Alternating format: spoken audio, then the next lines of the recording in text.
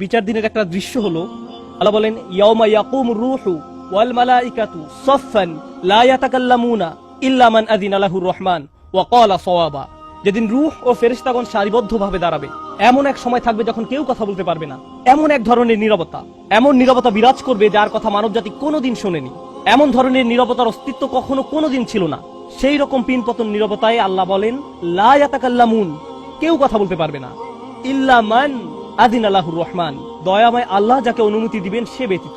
আর তিনি হলেন মুহাম্মদুর রাসূলুল্লাহ সাল্লাল্লাহু আলাইহি সাল্লাম। তিনি এমন সময় আল্লাহর কাছে আসবেন যখন সৃষ্টির কারো একটি শব্দ করার অনুমতি থাকবে না, সৃষ্টির কারো কোনো আওয়াজ শোনা যাবে না। তিনি আল্লাহর সামনে এসে আল্লাহর কাছে কথা বলার অনুমতি চাইবেন। ফায়ুযানু লি, তিনি বলেন আমাকে কথা বলার অনুমতি দেওয়া হবে। ওয়ায়ুলহিমুনি মাহামিদা আহমাদাহু বিহা লা ইয়াহদুরুনিল আন, সেদিন আল্লাহ আমাকে স্পেশাল একটি দোয়ার মাধ্যমে তার প্রশংসা, তার কৃতজ্ঞতা করা শেখাবেন, যেটি বিচার দিবসে আমাকে দেওয়া হবে, যা এর পূর্বে কাউকে দেওয়া হয়নি, কোনো সৃষ্টিকে দেওয়া হয়নি। এক স্পেশাল ওয়াহি রাসূলুল্লাহ সাল্লাল্লাহু আলাইহি সাল্লামকে দেওয়া হবে বিচার দিবসে, যা কোনো সৃষ্টিকে দেওয়া হয়নি। আর তিনি সেই দিন সে স্পেশাল উপায়ে আল্লাহর প্রশংসা করবেন, লা ইয়াহদুরুনিল আন। আর সেই ওহী এখনো আমার কাছে আসেনি, সেই দোয়া এখনো আমি জানি না। ফা আহমাদাহু বিতিলকাল মাহামিদ, তারপর আমি আল্লাহর দেওয়া সেই স্পেশাল বাক্যগুলোর মাধ্যমে আল্লাহর প্রশংসা করব। ওয়া আখিরু লাহু সাজিদান, আমি সেই বাক্যগুলো উচ্চারণ করার পর আল্লাহর সম্মুখে সিজদায় অবনত হব। কিয়ামতের দিনের দৃশ্যপটে রাসূলুল্লাহ সাল্লাল্লাহু আলাইহি সাল্লাম এমন জায়গায় থাকবেন, এই অবস্থাকে বলা হয় মাকাম মাহমুদা, একটা স্টেশন, অথবা বলতে পারেন এমন একটা স্টেজ যা প্রশংসিত। আর মানবজাতি সেটা প্রত্যক্ষ করবে, আমরা সবাই এটা দেখতে পাবো। আমরা সবাই তখন নিশ্চুপ থাকবো, আর তিনি সিজদায় পড়ে যাবেন। তিনি যখন সিজদায় পড়ে যাবেন তখন আল্লাহ আযজা ওয়া জাল্লা তার সাথে কথা বলবেন। এতক্ষণ তিনি আল্লাহর সাথে কথা বলছিলেন, এখন আল্লাহ আযজা ওয়া জাল্লা তার সাথে কথা বলবেন। তিনি কি বলবেন? ইয়া মুহাম্মদ ইরফা রাসাকা, তিনি বলবেন মুহাম্মদ তোমার মাথা উত্তোলন করো। ওয়াকুল, বলো, ইউসমা আলাকা, তোমার কথা শোনা হবে। শুধু যে আল্লাহ তার কথা শুনবেন তা নয়, বরং বিচার দিনে উপস্থিত সবাই তার কথা শুনতে পাবে। ইউসমা আলাক, তারপর আল্লাহ বলেন ওয়াসাল তুতা, চাও তোমাকে দেওয়া হবে, তুমি যা চাও দেওয়া হবে। কিয়ামতের দিন আল্লাহর একটি সৃষ্টি কেমন পজিশনে থাকলে আমরা সবাই যখন আল্লাহর নিকট ভিক্ষা চাচ্ছি, আতমিম লানা নূরানা ওয়াগফির লানা, হে আমাদের পালনকর্তা, আমাদের নূরকে পূর্ণ করে দিন এবং আমাদেরকে ক্ষমা করুন, এই কথা বলে আমরা আল্লাহ আযজা ওয়া জাল্লার কাছে কাকুতি মিনতি করতে থাকবো। আর এখানে আল্লাহ তার এই সৃষ্টিকে বলছেন তুমি চাও, তুমি যা চাও আমি দিব, সাল তুতা। এই হলো আমাদের রাসূল সাল্লাল্লাহু আলাইহি সাল্লাম। তারপর আল্লাহ বলবেন ওয়াশফা, তুমি যদি কারো পক্ষ থেকে কথা বলতে চাও, তুমি যদি কারো ব্যাপারে সুপারিশ করতে চাও, যাও সুপারিশ করো। তুশাফা, আমি তোমাকে অন্য মানুষদের পক্ষ হয়ে কথা বলার অধিকার দিলাম। তুশাফা, এই গ্যারান্টি আল্লাহ তার রাসূল সাল্লাল্লাহু আলাইহি সাল্লামকে দিয়েছেন। ফাকুলু ইয়া রব, তখন আমি বলবো ইয়া রব, উম্মতি উম্মতি, তিনি সর্বসাকুলে এই কথা বলবেন, এটাই তার সম্পূর্ণ বাক্য, আমার উম্মাহ আমার উম্মাহ, আমার মানুষ আমার মানুষ। কিয়ামতের দিন সবাই বলবে নাফসি নাফসি, আমি নিজে আমি নিজে আমি নিজে। আল্লাহর নবীরা যারা মানুষকে আল্লাহর দ্বীনে আনার জন্য দিবারাত্রি পরিশ্রম করে গিয়েছেন, যেমন ইব্রাহিম আলাইহিস সালাম, যার এই দুনিয়ায় থাকাকালীন সময়ে শুধু একটাই উদ্বেগ ছিল মানুষের মুক্তি। বিচারের দিনে তিনি বলবেন না, যাও অন্য কোথাও যাও, যাও মুসার সাথে কথা বলো। মুসা আলাইহিস সালাম, যিনি বনী ইসরাইল নিয়ে চিন্তিত ছিলেন, তিনি বলবেন না, যাও ঈসার সাথে গিয়ে কথা বলো। আর আমাদের রাসূল সাল্লাল্লাহু আলাইহি সাল্লাম বলবেন, প্রসঙ্গত কোরআনে কিয়ামত দিবসের যে ভয়াবহতার কথা বর্ণনা করা হয়েছে তা একবার চিন্তা করে দেখুন। ইয়াউমা তারাউনাহা তাযহালু কুল্লু মুরদিআতিন আম্মা আরদাআত, প্রত্যেক মা যে তার বাচ্চাকে দুধ খাওয়াচ্ছে তার বাচ্চাকে ফেলে দিবে যেন সে কিছুই না।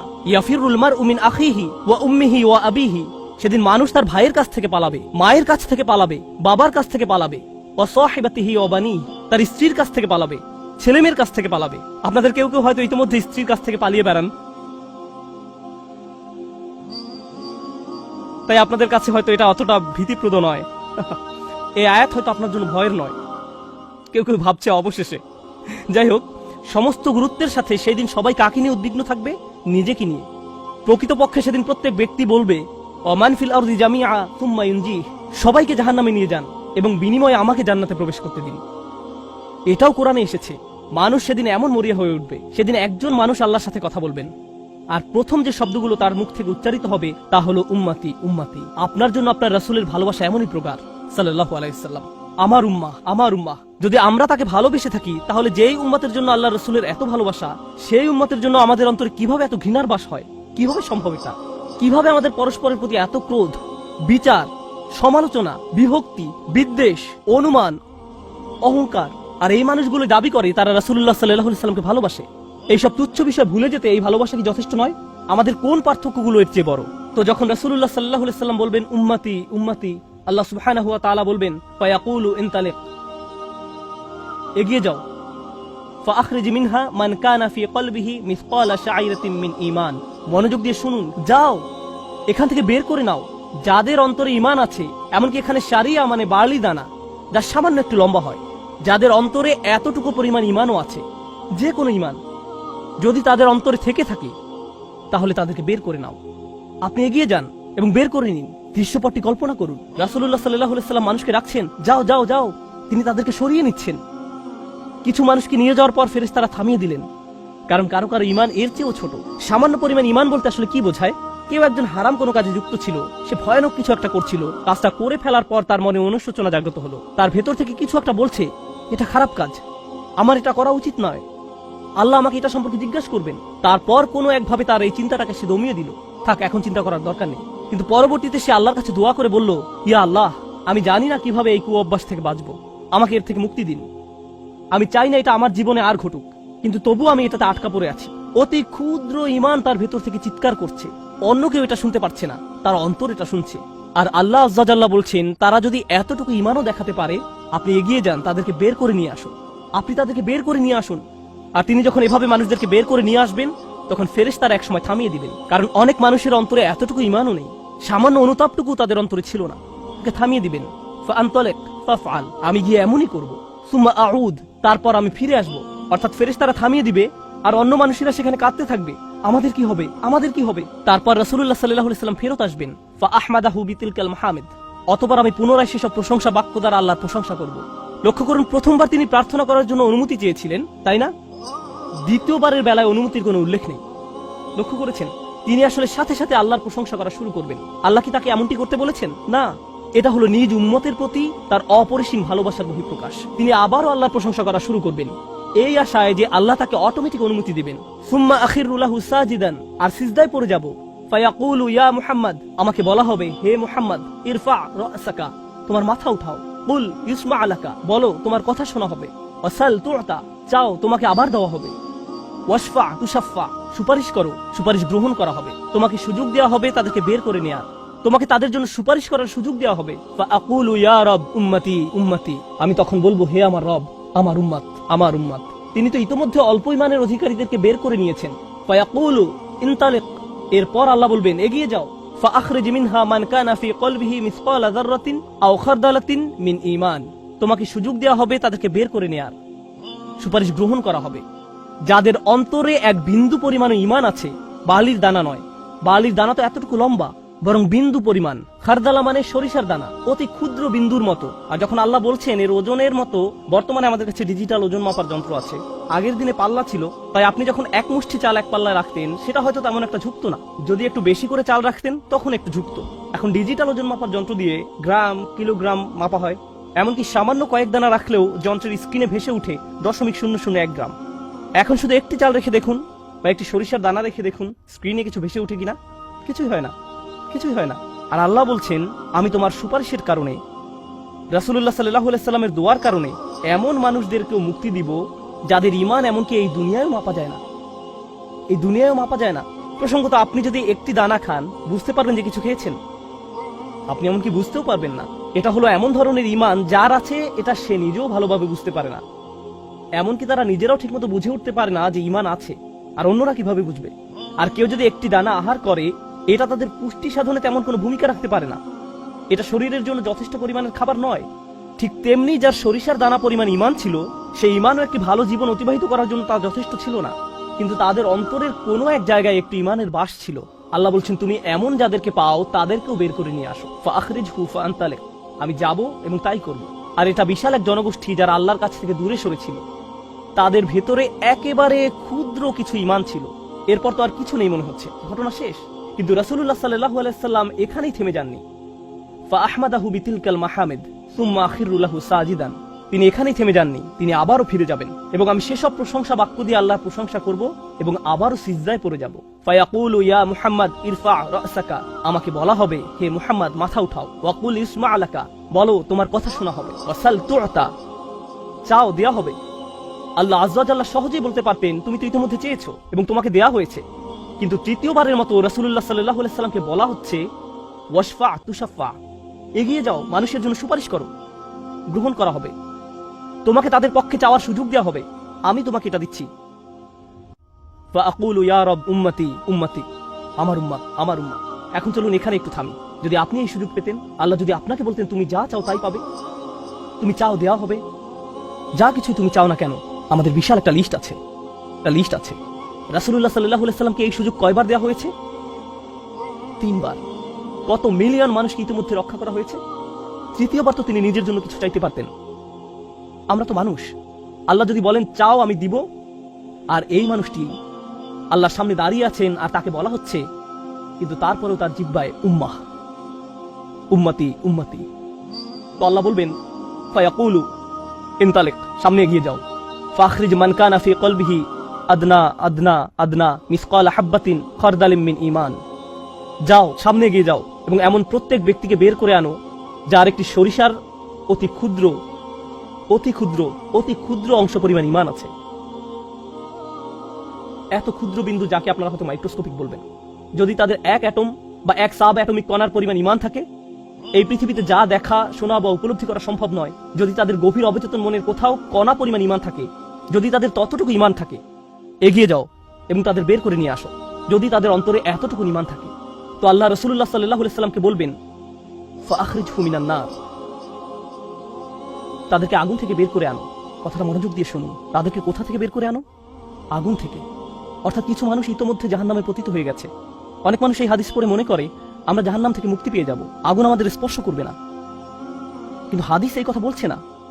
রাসূলুল্লাহ সাল্লাল্লাহু আলাইহি সাল্লাম আল্লাহর কাছে কাকুতি মিনতি করছেন, আর এই দিনটি হবে 50,000 বছর লম্বা। অনেক মানুষের বিচার ইতোমধ্যে হয়ে গেছে।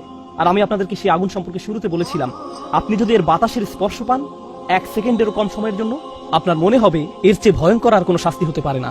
আর আল্লাহ রাসূল সাল্লাল্লাহু আলাইহি সাল্লাম সেই মানুষগুলোর জন্য আশা ছেড়ে দেননি, তাদের জন্য হতাশ হয়ে পড়েননি। প্রসঙ্গত তারা মুসলিম, তারা কিন্তু মুসলিম, কারণ রাসূল সাল্লাল্লাহু আলাইহি সাল্লাম কি বলছেন, তার মুখ থেকে কোন কথাগুলো উচ্চারিত হয়েছে? উম্মতি উম্মতি। আগুনের মানুষগুলো মুসলমান, ওই মানুষগুলো অমুসলিম নয়, মুসলিম। তো রাসূল সাল্লাল্লাহু আলাইহি সাল্লাম বলেন ফাআনতালিকু ফাফআল, আমি যাব এবং সেটাই করব। প্রসঙ্গত রাসূলুল্লাহ সাল্লাল্লাহু আলাইহি সাল্লামের এই কথার সাথে হাদিসের সমাপ্তি হলো। আনাস ইবনে মালিক রাদিয়াল্লাহু তাআলা আনহু তার কাছে আসা লোকদেরকে এতটুকু বর্ণনা করলেন। ফাকুলতু লিবাদি আসহাবিনা, হযরত আনাসের কাছে হাদিস শিখতে আসা একজন বলল, আমি আমার কিছু সঙ্গীকে বললাম, লাউ মারারনা বিল হাসান ওয়া হুয়া মুতাওয়ারিন ফি মানজিলি আবি খলিফা, চলো আমরা হাসান বসরির কাছে যাই। আমরা হাদিসটি আনাসের কাছ থেকে শুনেছি, কিন্তু আমরা জানি এই হাদিসটি হাসানও জানেন, চলো আমরা তার কাছে যাই। প্রসঙ্গত আনাস রাদিয়াল্লাহু তাআলা আনহু তখন অনেক বয়স হয়ে গিয়েছিল। এই হাদিসে কতবার রাসূল সাল্লাল্লাহু আলাইহি সাল্লাম আল্লাহর কাছে গেলেন? 3 বার।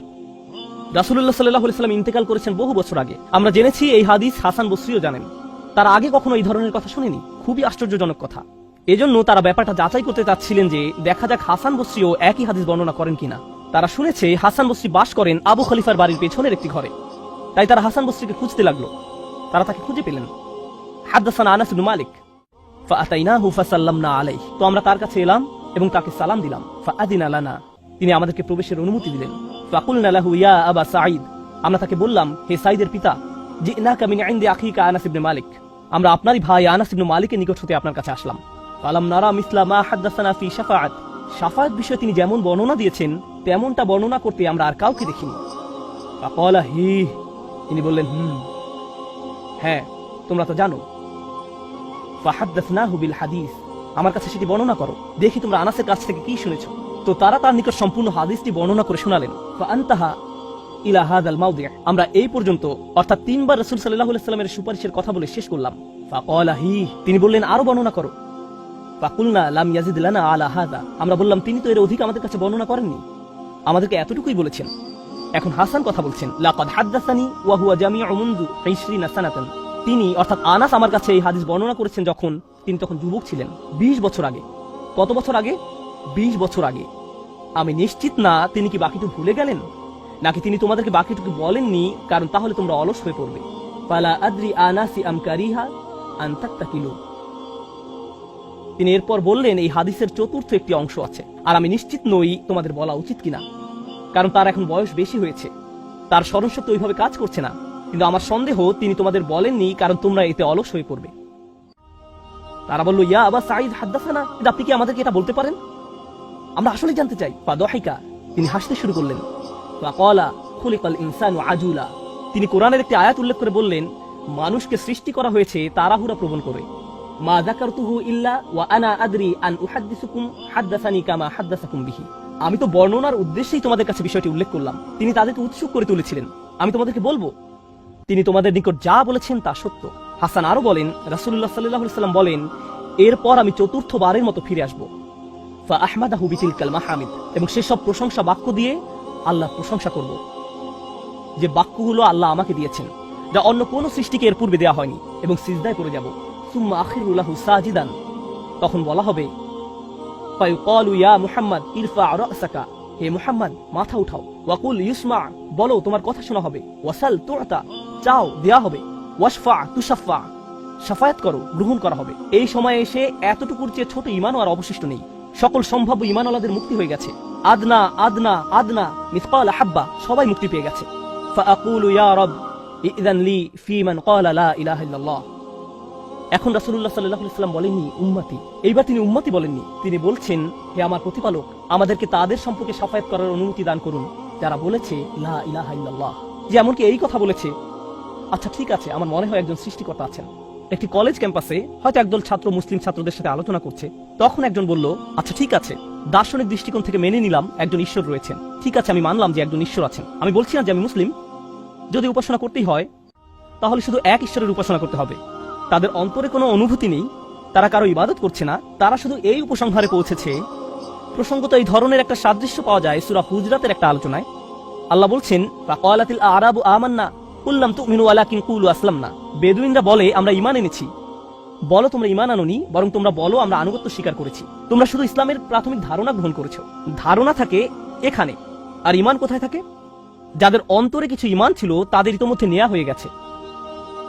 এখন যাদের মাথায় কিছু ধারণা ছিল যে একজন রব আছেন, তারা কোনোদিন ধর্ম প্র্যাকটিস করেনি, তারা ধর্মীয় কোনো কাজই করেনি, তারা শুধু এই ধারণা মেনে নিয়েছিল যে শুধু একজন প্রভুর উপাসনা করতে হবে। রাসূলুল্লাহ সাল্লাল্লাহু আলাইহি ওয়াসাল্লাম বলছেন, যে কেউ এই সিদ্ধান্তে আসবে যে কেউ বলবে লা ইলাহা ইল্লাল্লাহ, তার জন্য শাফায়াত করার অনুমতি দান করুন। আল্লাহ বলবেন, ফায়াকুলু ওয়া ইজ্জাতি ওয়া জালালি ওয়া কিবরিয়াই ওয়া আযীমাতি, আল্লাহ বলবেন, আমি আমার কর্তৃত্বের শপথ করছি, আমি আমার স্বীয় গৌরবের শপথ করছি, আমি আমার বরত্বের শপথ করছি, আমি আমার মহত্বের শপথ করছি, লা উখরিজান্না মিনহা মান ক্বালা লা ইলাহা ইল্লাল্লাহ, আমি স্বয়ং অবশ্যই তাদের সবাইকে জাহান্নাম থেকে বের করব যারা বলেছে লা ইলাহা ইল্লাল্লাহ, তোমার এই সুপারিশের কারণে। সাল্লাল্লাহু আলাইহি সাল্লাম।